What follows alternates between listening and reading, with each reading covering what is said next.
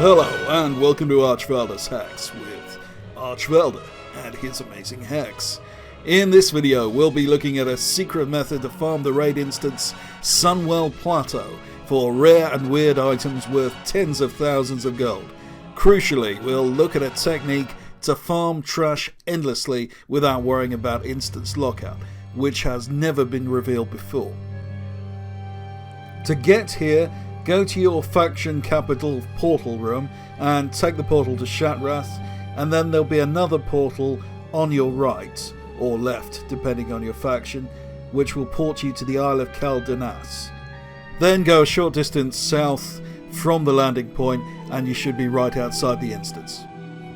Now first we're going to cover the basics. Because it is a raid, if you kill any of the bosses, the trash preceding the bosses does not respawn. So the traditional basic method for farming the Sunwell is to just gather up all the trash before the first boss, kill, loot, leave the instance, reset it, and then repeat. This method works pretty well to this day. One thing I have not seen covered is how to exit the dungeon once you've cleared the trash, and by far the fastest and easiest way to do that is to use a cooking fire and pinch whistle nitro fuel and set fire to yourself, which kills your character and immediately returns them back to the entrance of the dungeon.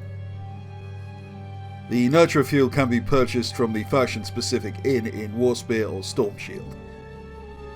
Now in 2019 it is pretty easy to hit instance lockout doing this in as little as 20 minutes. However, there's a way to farm Sunwell for the full hour, and for some classes this is even faster than the traditional method. To show you how the mechanics of this work, first kill the 2 trash packs near the entrance. There's 4 subsequent packs of trash. Around each of them patrols a Sunblade scout. Now I can't emphasize this strongly enough, you must never kill the scouts. And that's actually a lot harder than it sounds. Now each time you attack the pack of trash, the scout will attempt to activate a Sunblade protector. That's the big green guy there. If you can then get out of combat somehow, the whole pack will respawn, as long as you didn't kill the scout. Now this method is best used by hunters, as a hunter can just feign death repeatedly and kill the same pack. Your farming speed is only limited by the cooldown on feign death, and even then there are other items and abilities which will allow you to improve on that even further. For other classes, getting out of combat isn't quite so easy, so it is better to use the following method. Kill all the Sunblade protectors. You don't have to do this, but it just makes it a lot easier to see what is going on. You'll only have to do this once per lockout, as the protectors don't respawn.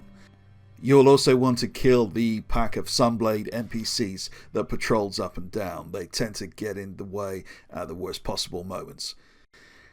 Then you can kill each trash pack, which will aggro each Sunblade scout. Be very careful not to kill the scouts. Once you have killed all the trash packs, you can either run to the start of the instance and leave, which will reset all the trash, or if you have an ability which will get you out of combat, which isn't on cooldown, you can use that here. Notice how I'm using double shimmer here.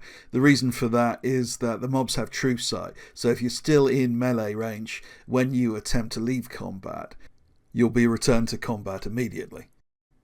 So use any movement abilities you have, which can put distance between you and the scouts beforehand. Now why are we doing this, and how do we profit from all this stuff? It's all about these rare and valuable crafting recipes like the one I'm showing here, and beautiful old weapons and armor. If it sells for the market average, then that will be worth 3 hours of raw gold farming.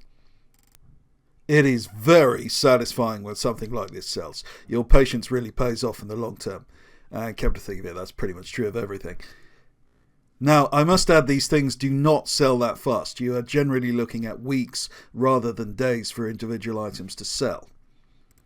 You will need to download an add-on like Trade Skill Manager or Auctioneer so that it only takes a second to post each individual item at an appropriate price. Don't try and do it manually, that's not time efficient at all. Now, I should add here that a lot of gems drop from the Sunwell trash, which aren't worth that much, but when cut by a jewel crafter, they can sell for 500 gold or more. These gems are great for time walking purposes, which is the fastest way to level up at the moment. The value of the items that you'll farm in this dungeon using this method is well over 60,000 gold per hour, probably 100,000 if you take into consideration the very rare drops that you'll get occasionally. That said, I'm not a fan of using item value as a yardstick for profitability because of the great difficulty in selling all of your items in a reasonable time frame.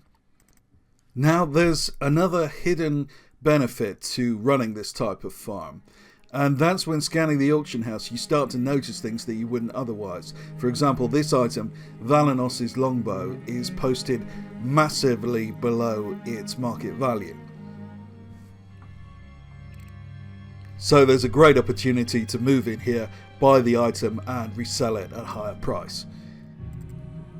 Now, just as I was finishing this video, I ran through the dungeon, and between Felmist and the Eredar sisters, there's a trash back which you can force respawn in the same way as you can with the mobs near the entrance.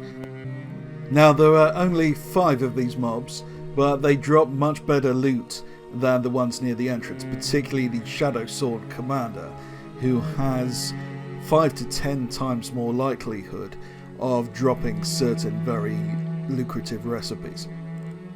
However, I could not find a time efficient way of resetting combat with these mobs. Hunter Feign Death doesn't work. So I'm going to leave this one as a possibility for those of you who like figuring out your own methods. You might want to experiment, for example, with Demonic Circle or Monk Transference, using that to cause or force pathing errors. Now, I should add I have a great deal of this type of secret farming method on my Patreon, with numerous detailed optimizations allowing you to instantly respawn trash in multiple different dungeons and raids, allowing you to farm many items much more quickly than even some of the most skilled gold farmers out there. I'm really working hard at cracking every dungeon and raid in the game, and patrons have also been chipping in with their own brilliant methods. It has been a really exciting time. For example, recently I posted a method which will allow you to farm a vanilla dungeon for a rare item worth almost 150,000 gold, an item that normally only drops from mobs which don't respawn, but I found a way. So there's the video. If you liked it, why not subscribe? Or even better, join my Twitter, which will actually bother to tell you when I have a new video out, unlike YouTube. Thanks for watching. This has been Archvelder.